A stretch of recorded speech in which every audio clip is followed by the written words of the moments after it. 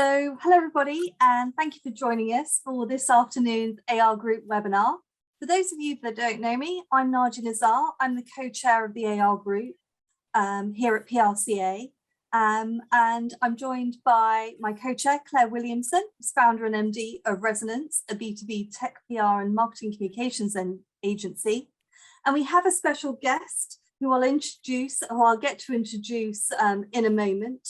But today's topic is quite a hot one, I have to say, just before Christmas. The theme is, how can I get the most value from my analyst license? Like many of us who spent a considerable amount of money on analyst licenses, whether that be Gartner, Forrester, IDC, or one of the others, and you don't quite feel that you're making the full use of it, or you're considering making that commitment to a license in the next 12 months, how do you gain the most out of it? How do you maximize the value from that commercial relationship? And that's what we're going to be talking about today. But before I hand over to Claire, who's going to talk about proceedings, I'd like to introduce you to Laurie Buczek, who's a SVP and CMO advisor at IDC. Laurie, why don't you introduce yourself and tell us a bit about your role and about IDC too? Sure. Yeah, I'm so excited to be here.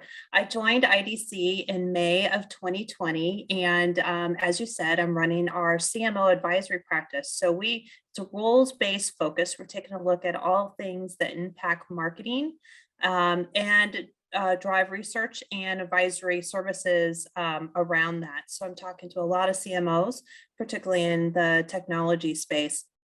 Prior to that, though, I was actually a practitioner. I grew up in the high-tech area. I spent some time at several different companies and across the walks of IT and sales, in addition to a bunch of marketing roles and customer experience. And through that, I was actually a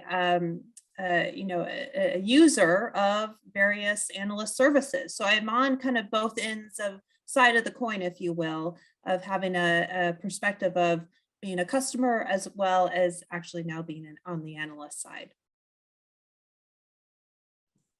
Thanks very much, Laurie. And now over to you, Claire, to talk about the proceedings and kicking things off.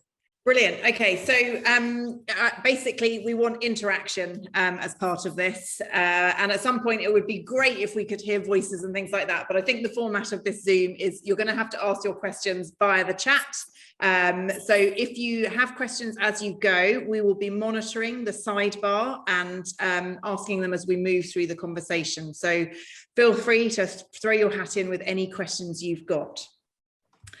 I guess, Laurie, thank you firstly for joining us today. It's really fantastic to have you join us to discuss this topic. I guess, just to kickstart the questions, what should I expect from an analyst investment? What should everybody expect from their analyst investment? Well, it's a great question. And I think there's a difference between maybe what initially are the objectives you may go in with an analyst investment with versus what you actually could extract as full value from it.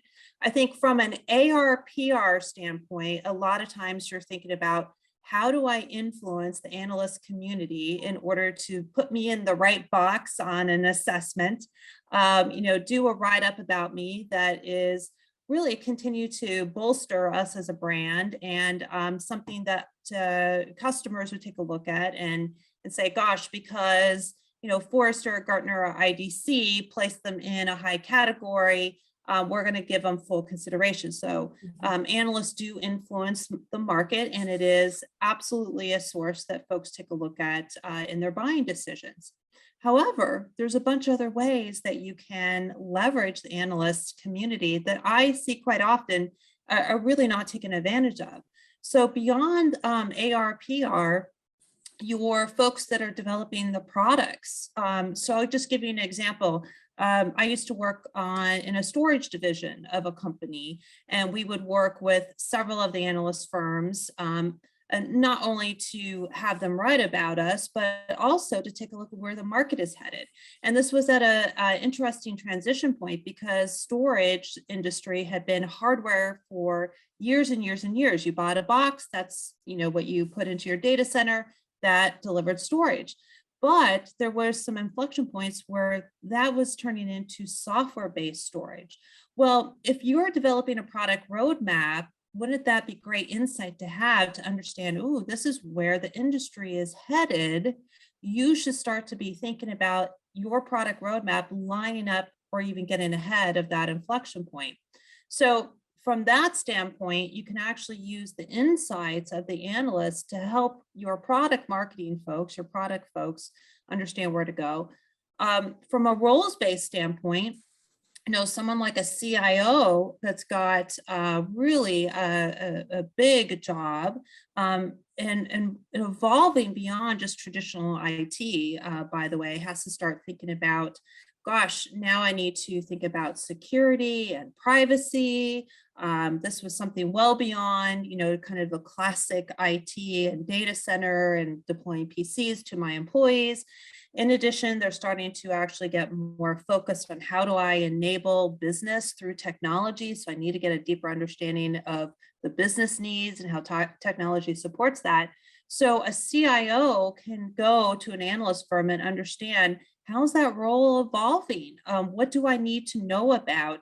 How do I better serve the business partners within my organization? What are some emerging technologies that I may not be aware of that I need to really make sure that I'm starting to test and learn and pilot and begin to incorporate in my technology roadmap? So those are just a kind of a couple different ways to start thinking about it differently. And I'll, just punt it back to you and see if there's additional ways that you all are thinking of as well too, besides what I mentioned. Nadia, do you want to go? You go first. I'll go first. So yeah, absolutely. I think also it depends where you are in your life cycle. If you have a broad church of a portfolio of products, it's how are you keeping up with your competitors more than anything. A lot of the corporates I've worked with and for are really good at navel gazing. They're absolute experts at it. But actually looking up and looking elsewhere and seeing not just who the main competitors are that you see in RFPs from a commercial point of view, but actually whom else should you be looking at that's coming up fast, where let's say you're a pioneer in an industry and you've been one plowing through that snowdrift, plowing through, but actually the others haven't had all that legacy issue. Maybe they're a digital first or a cloud first or, whatever that first may be. So they don't need to worry about all that legacy stuff because guess what? You've done all the groundwork for. Being aware of that is so important. And analysts informing you about that, giving you that market awareness is such an integral part, not just to you or to me as an AR director, but also to product development, product marketing, product management, and also to the C-suite as well and to investors. I think that's really important. Yeah, another thing to think about too is our analyst community is getting engaged a lot more with board of directors as well. There's some big things on corporate board directors menu to think about. Just one that's coming to mind is ESG. This is a huge topic. Yeah. And companies are going to have to address this, whether they had really had it on their radar or not. It's not something that they can ignore. And the board of directors must be involved in it. They must understand what ESG is. They must understand the implications. There's a whole bunch of different aspects, and then waterfall down to your C-suite and elsewhere. But the analyst community can come in strategically and start to have these conversations to say, this is what we're seeing that's going to impact you as a company. You need to start thinking about that as well too. And so those are, again, a completely different way that people are utilizing analysts. It's not a rear view mirror, but it's a forward kind of little bit of a crystal ball, right? To think about it. And having that outside in information means that it's a perspective where you don't have a horse in the race.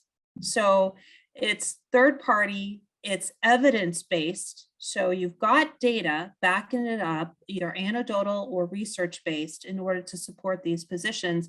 And it's just good to have as much information as possible coming into your decision-making, particularly at senior levels of a company, with so many changes, so much disruption that's going on. Having someone who's out there has a pulse of some things that are happening to feed that into board of directors on the way down just helps the decision-making process within a company. Yeah, absolutely. And I think ESG is a really great example, actually, Laurie, of something that's emerging and people haven't quite figured out what they've got to do with it, etc. And we all know there's lots of stats and facts out there about purpose-driven and organizations that are growing quicker because they've really nailed down some of this stuff, and the war on talent, etc. You know, those that are getting their ESG stuff nailed in the right way are going to win that battle, etc. And I think, you know, what we do with our clients is we use the analysts as a micro population of testing some of the ideas as well as extracting the insights. And the other thing that I think is really important to consider, you know, when it comes to ESG or any other of these kind of topics, is what are their clients, what are their customers looking for them to do? And the analysts have a really great perspective on that. And, you know, that driver-led, that client-led insight is critical for success. So yeah, I couldn't agree more. Mm-hmm. Absolutely. And do you think that with that in mind, is it about a choice of analysts? I'm mindful, Laurie, that, you know, we are speaking to a very senior member of the IDC team, but how does one align? How does one choose, you know, who would be the right analyst for what I'm trying to achieve as a business from that perspective? Yeah, it's a great question. And not all the analyst firms are the same. There's some uniqueness amongst them. So I would start off by engaging with whoever would be the account rep, you know, for your company, and lay out, here's all the objectives that I'd like to achieve through an analyst engagement. Can you line up meet and greets with some of the key analysts so that I can speak with them? I think that's really important, is that you have an opportunity to hear the thought leadership, you have an opportunity to get some exposure to some of the research, and just the approach and methodology that analyst firm takes across the spectrum of the ways that you would utilize them. So meet with, you know, the 3 or 4 analysts for 30 minutes, get a sense for them, as well as for the research, because each analyst is overlaying, like I overlay all of my experience on top of the data that I see as well too. And so I'm interpreting that data based upon that experience. You're going to want to understand what lens that analyst is using in addition to the research that the firm's doing. And typically it's a mixology. So I don't think just locking in with one analyst firm is the way to go. And here, I work for an analyst firm, but this is coming again from a point of experience, multiple points of view. And because they look at it in different ways, I think it's important to select maybe a couple of them, maybe 3 of them, we feel like can give you some different slices of a perspective. Yeah, also in agreement on that point, Laurie. I think, just basing it on one analyst firm's perspective maybe doesn't quite hit the mark. If you've got 2 or 3 and they're saying similar things, you can know that there is a trend here that you've got to follow. And I think building it beyond, having that targeted approach, again, this is something that Nadia and I have worked on in the past together, actually, is just making sure that our clients and the brands that we're working for understand that this isn't a, pray and spray type approach to life. It's about really building relationships with your inner circle of 3 to 5 analysts for your program and bringing them on that journey and then bringing you also on the journey. Yeah, and analysts really do want to be engaged. This is, again, another thing is just setting up the every once in a while briefing for the analyst that gives the analyst the opportunity to hear about your products, your direction of your company. But where's that time that you set aside just to talk about, well, here's maybe some things that are keeping me up at night. Here's some big decisions we have to make, connecting with other parts of the company in order to say, hey, have you spoken to, our chief marketing officer hasn't ever interacted with Laurie. We got to set up a meeting with Laurie just to hear what's happening in the marketing space. Yeah. What are some things, that are some big transformational things that are going on that she might have a perspective about. And setting up those inquiries, I think on a quarterly basis at a minimum, and baked into each of the analysts' packages that you would subscribe to or purchase should be inquiry time. If you don't have that, you need to get that baked into whatever you agree to. So that allows you to be able to pick up the phone or send an email and set up a meeting just to be able to pick their brain or to run some ideas by folks. As well as the analysts love to use that opportunity to say, well, what are you seeing out there? How are you tackling this problem? So that's, again, little data points that we pick up on as well, too. Yeah. So Laurie, with that in mind, basing all that for the last 15 minutes we talked about, Claire, I'm going to pick on you now, so to speak, because being kind here. So you're advising a variety of clients across the tech spectrum, okay? And I'm in-house advising a company in itself, advising different stakeholders. Obviously, trying to decide which analysts are relevant, whom is relevant within them. What's your starter for 10? What are the top things or top 3 to 5 things that you would kick off before even attempting to see what the analysts are all about? Yeah, okay. So I think, let me summarize the question there. So in order to select the analysts you're going to really build that deep and meaningful relationship with, it really comes back down to the goals of the program. And, if the goal of the program is, and also the stakeholders that are backing you, that are, putting the money behind this, if the goal of the program is to help the product management team with, their roadmap, etc., then obviously you would look to the analysts that have that deep experience around the technology, that are talking to the vendors and advising them from that front. If it's more about, building that reputation and Laurie, coming back to your point on ESG, helping the C-suite with their kind of business critical decisions, how they prioritize their, what they're doing within the marketplace, then we would look to other analysts. So it really comes back down to that, that kind of what we're trying to achieve with it. I guess the second thing is then, once you understand what you're trying to achieve, going out and making sure that you're researching, understanding everything that the potential analysts in your space are writing about, and then drawing up a kind of long list and whittling that down to a short list and going from there. The other thing is, I've just been onboarding a client in the corporate banking space, and and I'll take Gartner as an example. I've gone and had conversations with the Gartner analysts before even putting them in front of the client on the shortlist to understand what their research is, what their view of the market is.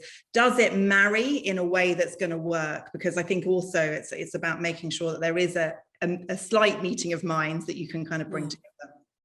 Yeah, absolutely. And from your point of view, Laurie, because you're advising CMOs as well, right? From your perspective, is that very much, how do you swing that around from an IDC CMO advisor perspective? When trying to make a decision, if I'm meeting with a client who's trying to make a decision, I always am willing to do meet and greets. I think it's really important. And also because I want to make sure that my research approach is actually going to meet the needs of who is actually thinking about our services. Sometimes that's not the case. One size doesn't fit all. For example, in my space, I focus a little bit more heavier on B2B. So if someone is a pure play B2C company, I may not have all the research and perspective that they're looking for. So I may not be the best fit. And I'll tell you that as well too. So I think that's important just from, I mean, the last thing I want to do is for someone to engage with my practice and for them to feel like I'm not delivering value to them. So I want to make sure on my end that I'm flushing through and understanding all of your objectives, and then letting you know how I can or cannot actually deliver to that. So I think that's important. Yeah. And Laurie, that's where the kind of magic happens, is having that open, transparent conversation. And actually, you know, 9 times out of 10, you'll meet with somebody, they'll say, well, I'm not quite right for this, but why don't you go and speak to this person and this person, and you get there. So yeah. Absolutely. Yeah. And sometimes it's a combination of analysts that are coming together. A lot of times I'll say, hey, I need my partner in goodness on this one, because they look at a different perspective than I do, but together 1 + 1 = 3, you know? So you may need 2 of us, 2 brains. So understanding that as well too, I think is good. And that's another thing that I can explore to say, hey, you might actually be better going with this other analyst, or you really need both of us together to deliver what you're trying to achieve. Yeah. Nadia, I guess the same question back to you.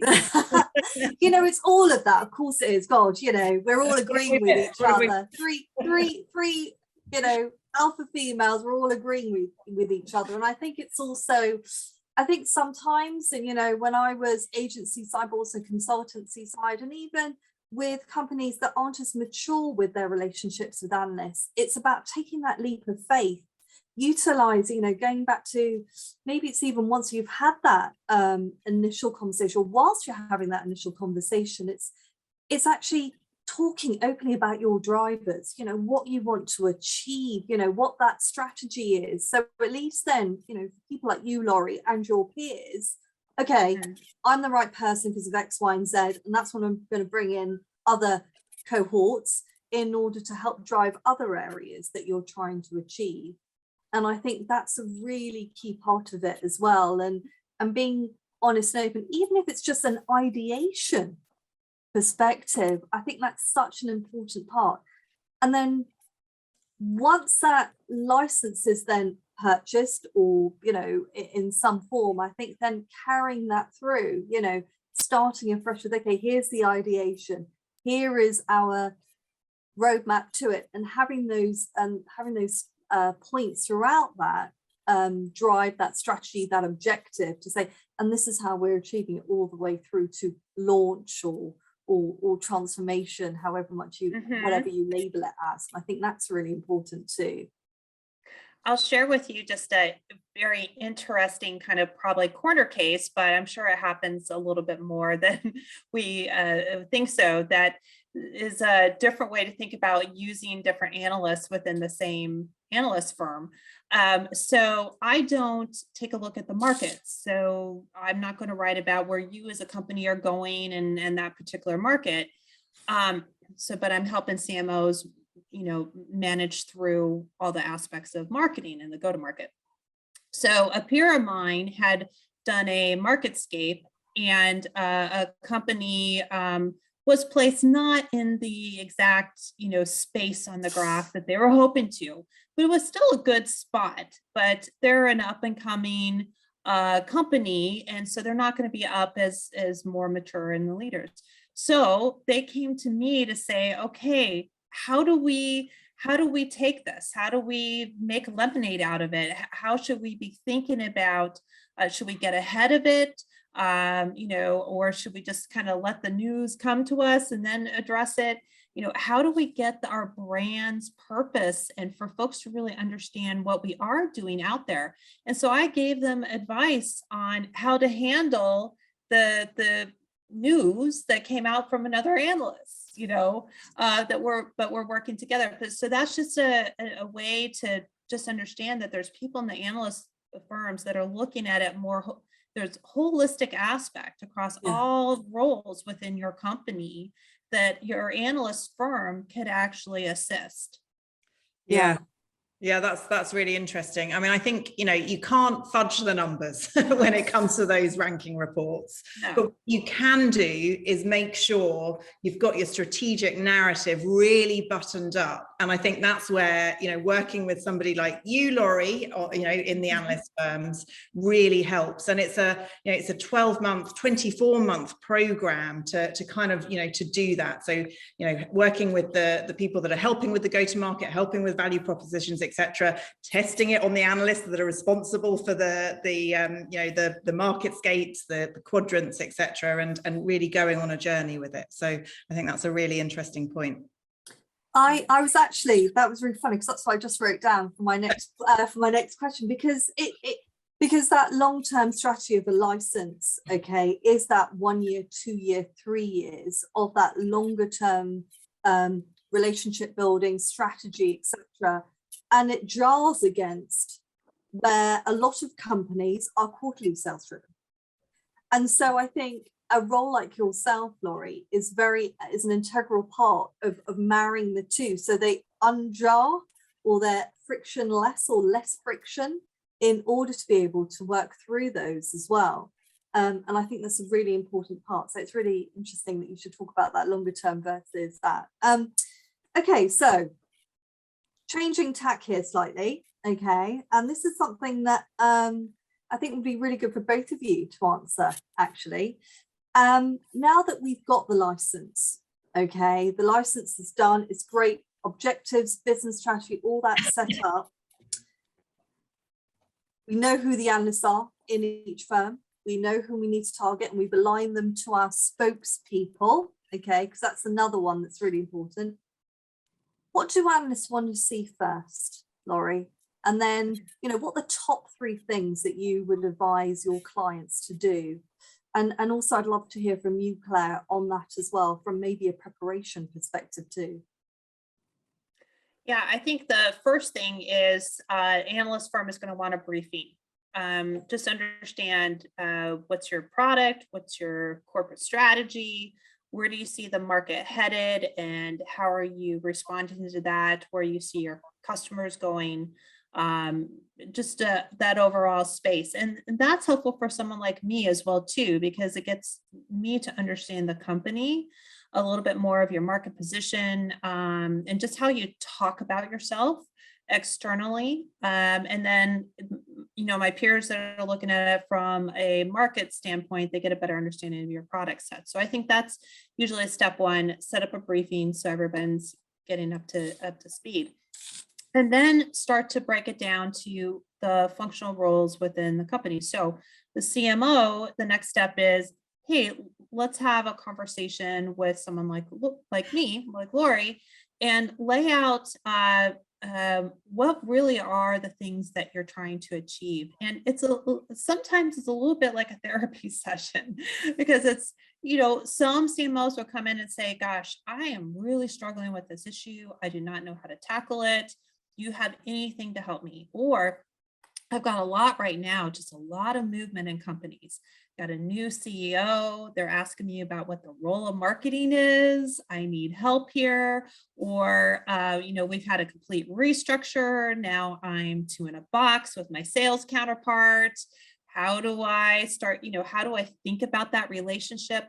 All sorts of things that are going on. And so it's good just to get a grounding so that I can understand what's top of mind. And then I can also share just some initial things of what I'm seeing. And then the same goes for other roles. Your product marketing people should be setting up the same kind of conversation with the right analysts, and any other roles, CIO, even HR right now, going through a lot of the future of work and the way things are changing and all of that kind of stuff. So all those kind of different things, setting up those individual kind of starting points. And that's a good basis. And then the analyst should have an understanding of, hey, these are things that you're trying to work towards. You can bake that into your research agenda. You can know what research is going to support them. And so we can be a little more proactive for you as well too. And say, gosh, I just saw this coming in, or I was able to go out and have a number of different conversations with folks, and this is what I heard. And so it's just a way for us to be able to continue to help you more. Yeah. Yeah, and Claire, from your perspective, you know, what are the sort of top things that you would set up for your clients when they're onboarding with a new analyst? Yeah, so I mean, I think there's so many things. This is about building relationships, right? So there's so many different things at play, and every analyst needs to be approached as an individual. So I think that's the first thing to say on that. And it's our job really to help understand and guide our clients on who this analyst is, what makes them tick, what their perspective on the market is, you know, what value can they deliver. And then I think, you know, in setting up those briefings, those, you know, initial briefings, it's about also building and approaching those briefings in a human way. Yeah. I don't know if that makes much sense, but hear me out. I think it's about, you know, having a two-way conversation and bringing the analyst in and, you know, making it known that you've done the research and what they're talking about and what are you interested in hearing from the analyst about, and just having an open, honest, authentic conversation. You know, there are so many briefings that happen where it's just the vendor talking. You know, I think it's really important to encourage interaction, and that's the way to build the relationship. So we do a lot of dry runs with our clients, which, you know, and that makes it sound like it's maybe inauthentic then, but, you know, they understand that, you know, the value of building an actual people relationship. Yeah, and I think that's so important. It is that human element, because, you know, as a child, I was certainly taught you have two ears and one mouth. So in that same way, you know, as an adult, one has to remember that a bit more, because it is about that feedback loop and that cadence that both of you referenced.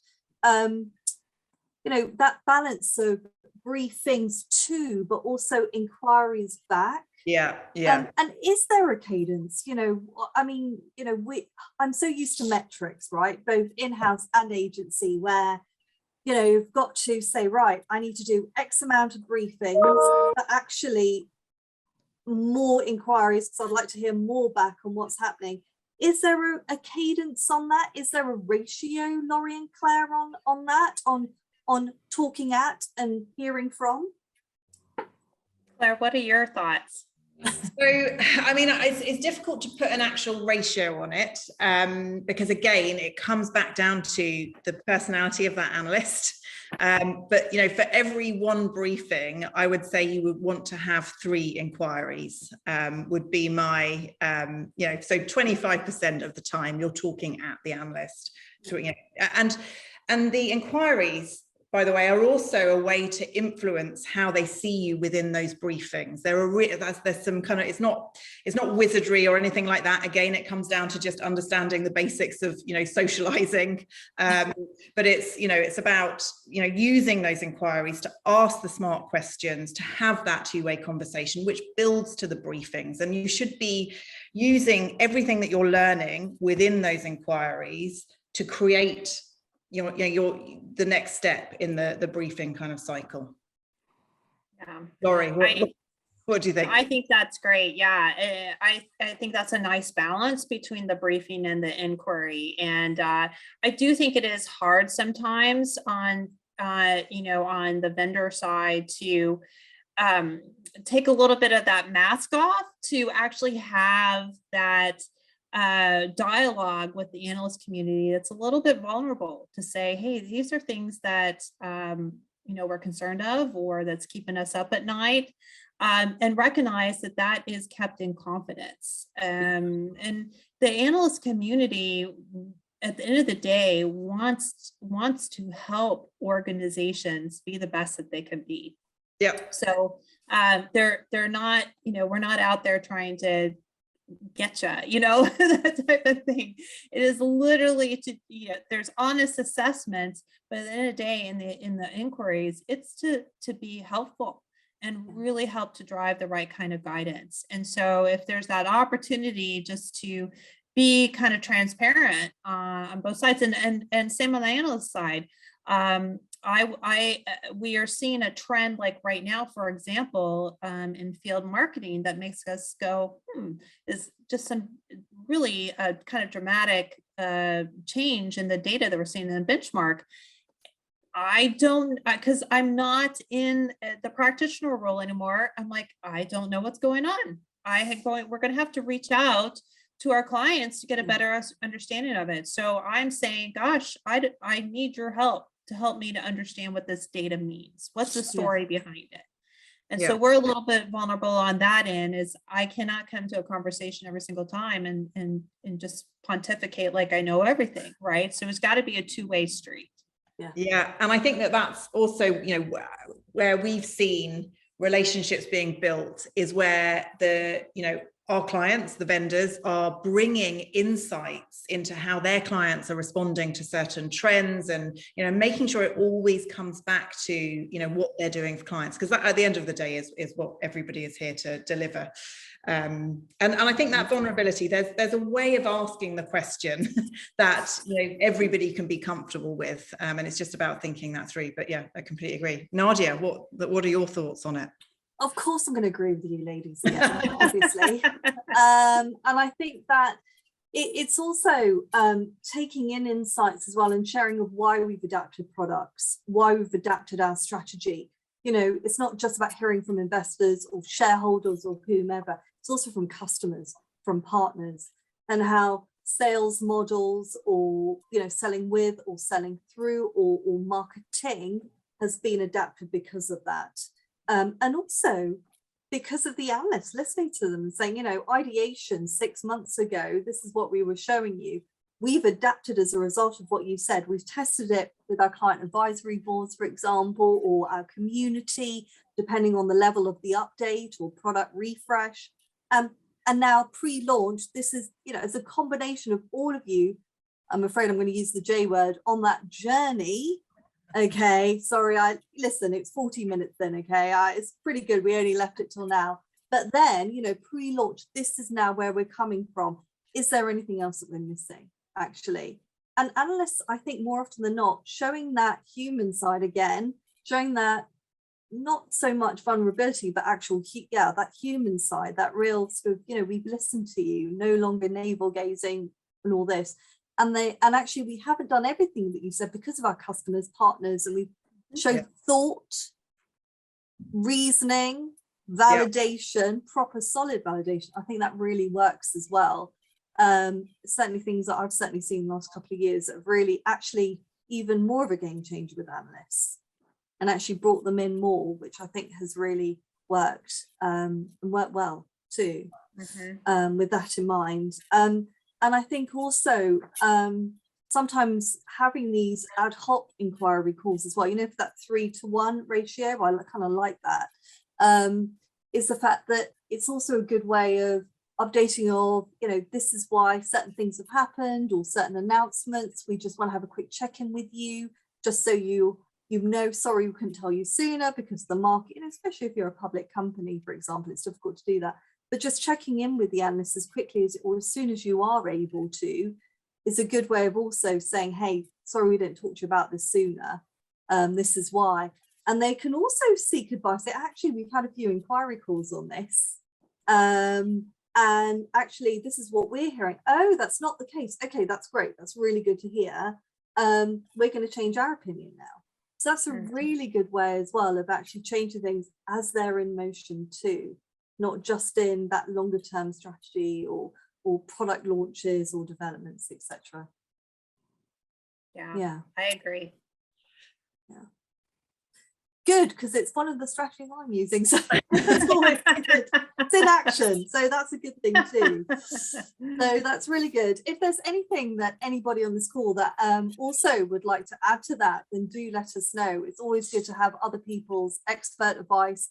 Don't just hear from us. You know, we have a special guest here at IDC, so do pick Laurie's brains as well. Do take advantage. It's free IDC consultancy here, so take advantage while we're here on this call. But for the meantime, while we're waiting, and also incorporating some of the insights that we've heard, Checklist then, because I'm conscious we're coming up to certain timings. We've done the checklist, we've done the, we've sorted out whom our analysts are, we've sorted out our objectives, our strategy, the timelines, that sort of thing. Now we're into year one, approaching year two and beyond with our licenses and squeezing those out. Laurie, Claire, how do we then, there's renewals, because some renewals are every year, some renewals are every 2 years, depending on what you've debated. How do you negotiate? You're coming back in, you've developed a relationship with your account team as well as with the analysts. What's next? What sort of top tips would you consider as part of the licensing moving forward further? Claire, you want to go first?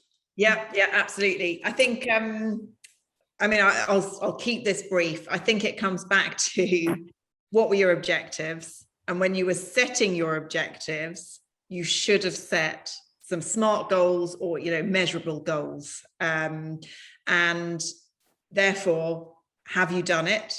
If you haven't, and sometimes, the world throws things in our path that, can't be overcome, etc. Maybe, marketscapes, quadrants have been pushed back due to the pandemic or, so if you haven't done it, what are the reflections and, where are you going to go? How are you going to build on the success and make sure you pivot to create the success that's needed? So it really does come back to, measuring the program as you go. And it's an iterative process as well. So it shouldn't be 12-month contract is up, 24-month contract is up. Here's what we've done. It should be month on month. Here's what we're doing. Is it working? Yeah,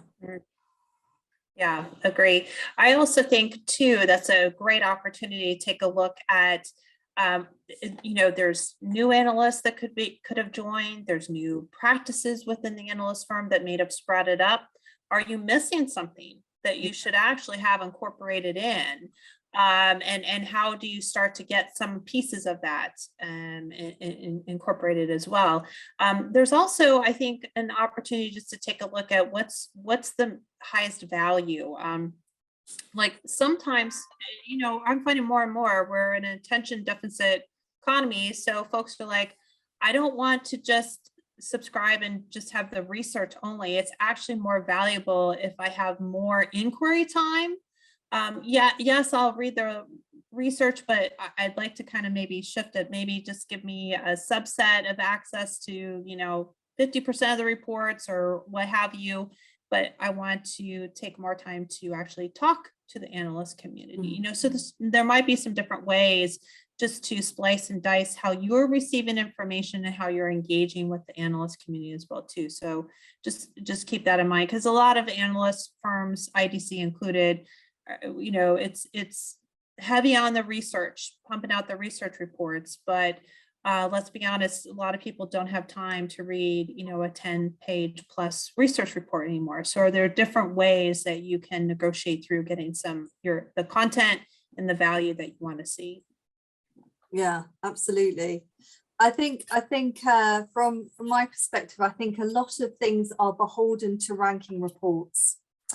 And I know that in most of the companies I've worked in, it is those ranking reports that then sometimes are one of the measurements, okay, in addition to everything else that we're trying to strive for as a business. And I think sometimes it's really important to have that review afterwards as well, so you know exactly how to include those within your objectives and your activities, tactics, or strategy and tactics with that individual analyst firm, and also transfer that or template that for the others as well. I think that's really transferable. One other thing that I've done in the past, and I know I've worked on it with Claire in previous lives, is quarterly reviews with your account team, just to make sure that, are we keeping up this? Because they are part of this as well, because obviously they want to retain and farm accounts, being very honest there. But also having 6 monthly reviews with the analysts. I think that's always really good. Like I call it a school term report, a half-year report. And having your major stakeholders on the call as well, and having them, so they're part of that decision. They're part of that, hey, we need to see more from you. We want to hear more about X, Y, and Z. we shouldn't be hearing this just from your customers or partners. We should be hearing that also from you as the customer as well. And I think that's really important with how we're trying to maintain, update, and also really squeezing those licenses. So it really utilizes every part of it, and making sure that everybody plays their part within the organization. It's not just the person who signs off that seat as well. I think that's really important. And I think that really helps too.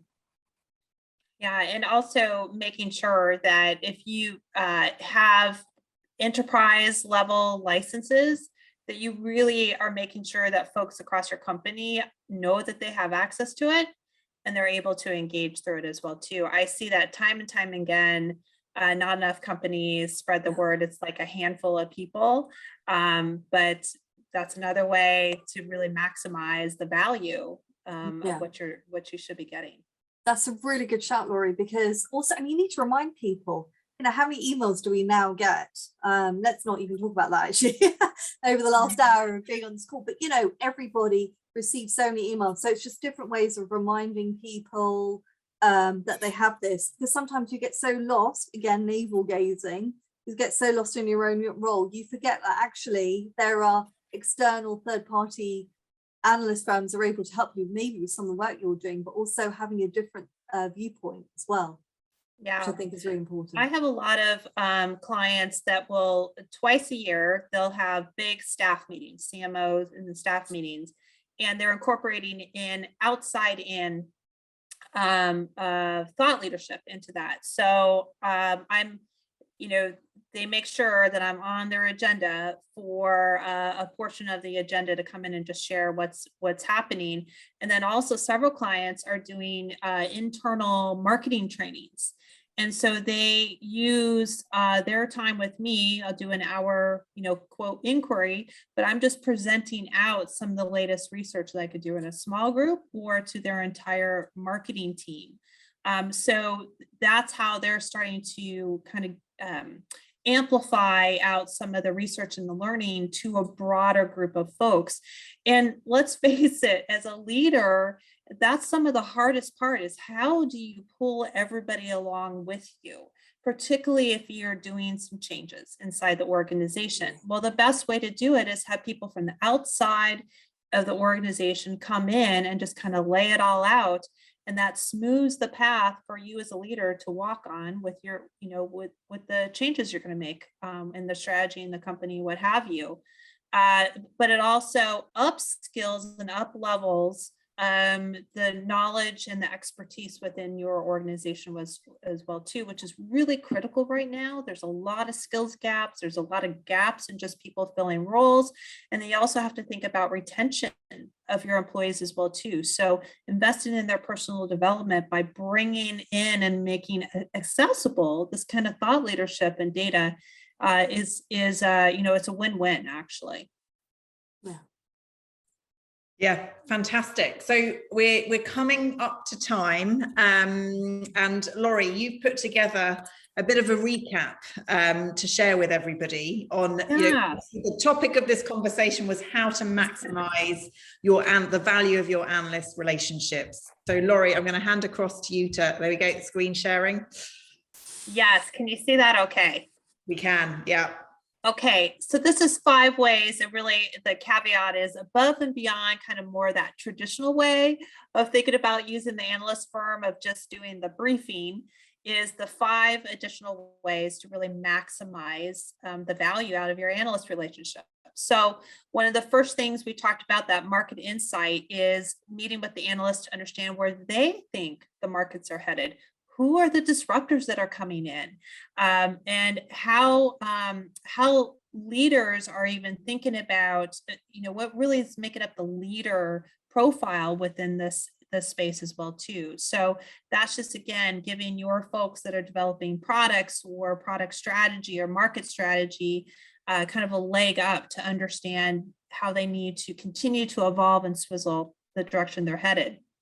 Another way too, they're your role-based folks, and you have a whole slew of folks from CIO to CMO to head of HR amongst others, that are going through a myriad of challenging situations and disruptions within their functional space. So meeting with those analysts who are taking a look at that, understanding what's the future of, IT, or the future of HR, or future of how people are working or marketing. Also, this is a great way to get benchmarking so that you can benchmark it, particularly when you're going into your planning cycles. Well, according to IDC or Gartner or Forrester, this is what my marketing budget should look like, right? Again, evidence-based in order to help back your argument. And then just getting counsel on best practices, optimizing organizational structures, your operations, the enabling technology, all those kind of things. And then it was brought up earlier, customer buyer insights. So analyst firms are taking a look at what your customers are doing, what they want, not only from products and services, but just things that are changing how they shop and buy. Digital is huge, and we now have digital first buyers that are really changing the entire process. How are you meeting your buyers where they're at? And then using analysts as just influencers to the folks that you're trying to reach. You can hire analysts for speaking engagements to talk about, here's the direction where a market is headed, and then you're able to come in with, here's how our products, match that. Custom research as well too, or white papers or videos or infographics or whatever. Again, that third-party views coming in and helping your buyers to just augment their decision-making process. And it's backing up, it's not just me, but hey, IDC also agrees. And then we talked about those strategy sessions. Senior leadership teams are grappling with a number of different things. We used ESG, as one of them as well too. Just what's the impact of that? Because it has whole company major implications. And from the board of directors on down, coming in and having some of those strategy sessions to think about it, that outside in perspective, just to continue to evolve that as well too. So those are just 5 additional ways to try to get every last drop of value out of your analyst relationships. Fantastic. Laurie, thank you so much for joining us today. Nadia, always a pleasure. We didn't get many questions, or any questions, in fact, so we obviously answered everybody's questions up front. But if there are any questions following this session, then send them across to Kiri, and we will endeavour to come back to you. We're also always looking for topics that are on your mind that you want covered as part of these sessions. So if anybody has ideas for the next session, which will be in Q1 of 2022, then do let Kiri know also, and he'll feed back the message to us. And I guess all that remains to be said is wishing you all a happy new year, because this is the last session of the year.